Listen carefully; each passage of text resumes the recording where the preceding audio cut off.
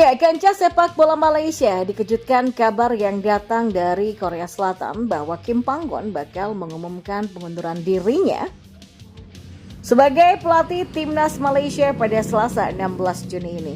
Kim Panggon telah menjabat sebagai pelatih Malaysia sejak Januari 2022 silam setelah pagelaran Piala AFF 2020 silam ketika Malaysia tersingkir di fase grup. Pada saat itu mereka finish ketiga di bawah timnas Indonesia dan Vietnam dengan torehan 6 poin dari 4 laga. Timnas Indonesia asuhan Sinteyong pada saat itu sukses membungkam Malaysia dengan skor telak 4-1. Kim Panggon datang dan memberikan kesegaran terhadap Harimau Malaya. Pada Piala AFF 2022, pencapaian mereka lebih baik, yaitu semifinalis sama seperti timnas Indonesia. Malaysia juga sukses tampil di Piala Asia 2023 meski langsung tersingkir di fase grup. Mereka bahkan sukses besar menahan Korea Selatan dengan skor imbang 3-3. Kim Panggon merupakan salah satu alasan sepak bola Malaysia menjadi baik. Namun demikian, secara mengejutkan, sang pelatih dikabarkan akan mengundurkan diri. Kabar yang diedarkan oleh media Korea Selatan Best 11 mengatakan jika pelatih asal Korsel ini akan melaksanakan konferensi pers pada hari Selasa 16 Juli 2024 ini. Tujuannya adalah untuk mengumumkan pengunduran dirinya sebagai pelatih tim sepak bola Malaysia. Padahal Kim Panggon masih terikat kontrak dengan FA Malaysia setara dengan PSSI sampai Desember 2025 mendatang. Hal ini juga bisa mempengaruhi persiapan Malaysia yang akan bertarung di Piala AFF 2024 pada akhir tahun ini. Kita beralih ke informasi bola selanjutnya. Kelvin Verdong mengungkapkan kesan-kesannya bisa membela timnas Indonesia. Verdong pun menjalani debut bersama tim Merah Putih ketika melawan Filipina di babak kualifikasi Piala Dunia 2026 di Stadion Utama Gelora Bung Karno, Jakarta 11 Juni lalu. Verdong membantu timnas Indonesia meraih kemenangan 2-0 atas Filipina. Usai tugas negara, Verdong pun kembali ke Belanda dan bersiap untuk bermain bersama NEC Nijmegen. Kepada salah satu media Belanda, Verdong mengatakan bahwa ia banyak mendapatkan kesan positif selama membela timnas Indonesia. Saya mengikuti semua sesi latihan di sana dan melakoni satu pertandingan. Ya, kalau Anda datang dari Eropa, mereka akan membuat Anda merasa seperti di rumah dengan cepat, ya, kata Kelvin. Ya, Kelvin mengaku sangat senang dengan atmosfer sepak bola Indonesia dan para supporter. Ia merasakan energi positif selama berada di Indonesia.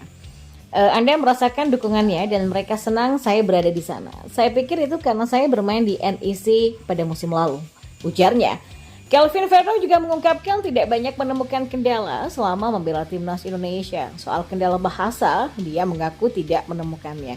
Anda bisa bicara dengan semua orang dan semua berbicara dengan bahasa Inggris. Saya menghabiskan banyak waktu dengan Ragnar yang sudah saya kenal cukup lama dan itu membuat Anda merasa seperti di rumah sendiri. Jelas pemain berusia 27 tahun itu. Saat ditanya soal level sepak bola Indonesia, Verdong hanya mengatakan bahwa sulit untuk menjelaskannya.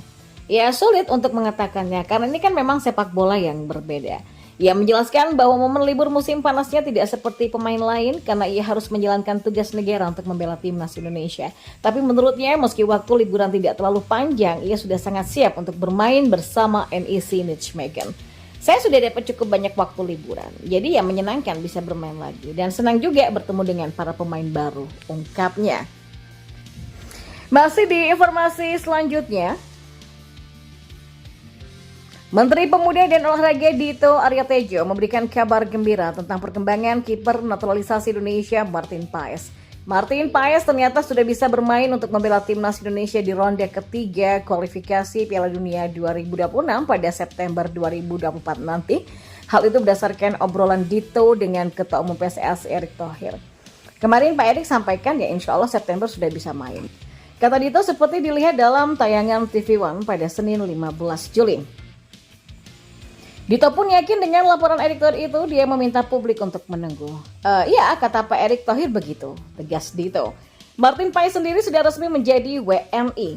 Kehadirannya diharapkan bisa menambahkan kekuatan timnas di posisi penjaga gawang, terutama dalam menghadapi lawan berat di grup C kualifikasi Piala Dunia 2026 seperti Jepang, Australia, Arab Saudi, Bahrain, dan juga China. Paes sendiri memiliki nenek yang berasal dari Kediri. Namun debutnya di timnas Indonesia masih terhalang kasus di CAS. Tapi PSSI terus berupaya agar PAIS bisa segera memperkuat timnas, terutama untuk putaran ketiga kualifikasi Piala Dunia 2026. Ya, keikutsertaan PAIS di MLS All-Star 2024 menjadi bukti kualitasnya dan membuka peluang bagi dirinya untuk dilirik klub-klub besar di Eropa.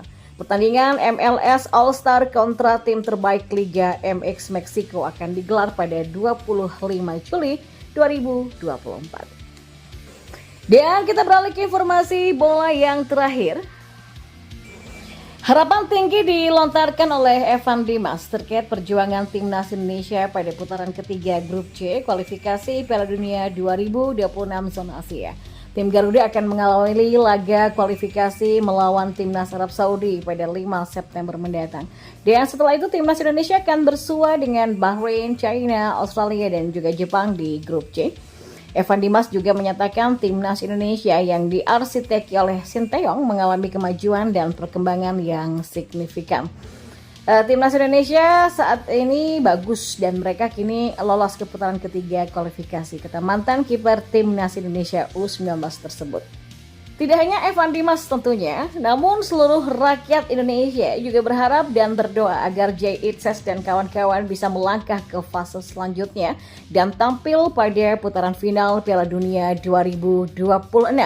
Meski memang tidak mudah, mengingat persaingan di grup C sangatlah berat. Namun kalau ditilik dari materi pemain yang dimiliki oleh Sinteyong, timnas Indonesia diyakini bisa bersaing.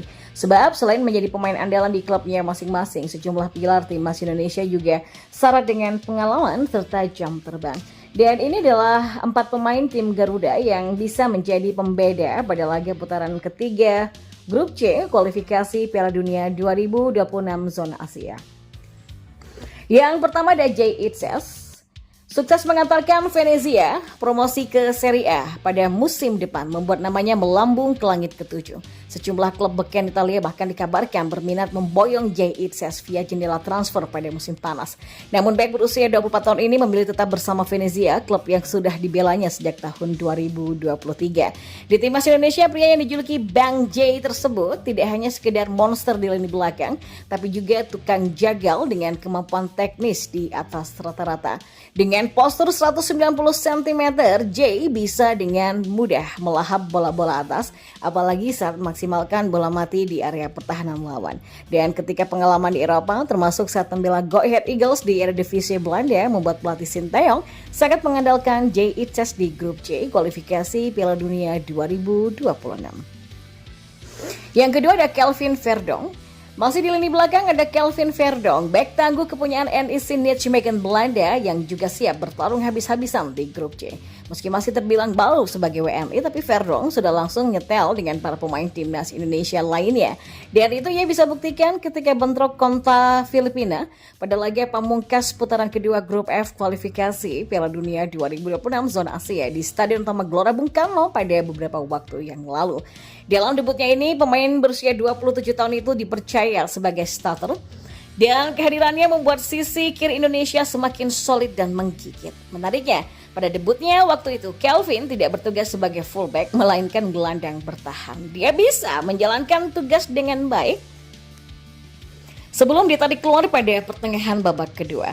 Dan bisa dipastikan Kelvin juga masih masuk starting 11 baik melawan Arab Saudi ataupun laga-laga selanjutnya. Timnas Indonesia butuh pemain serba bisa seperti Kelvin Verdonk dan saatnya untuk mengukir sejarah di panggung terakbar 4 tahunan besutan FIFA.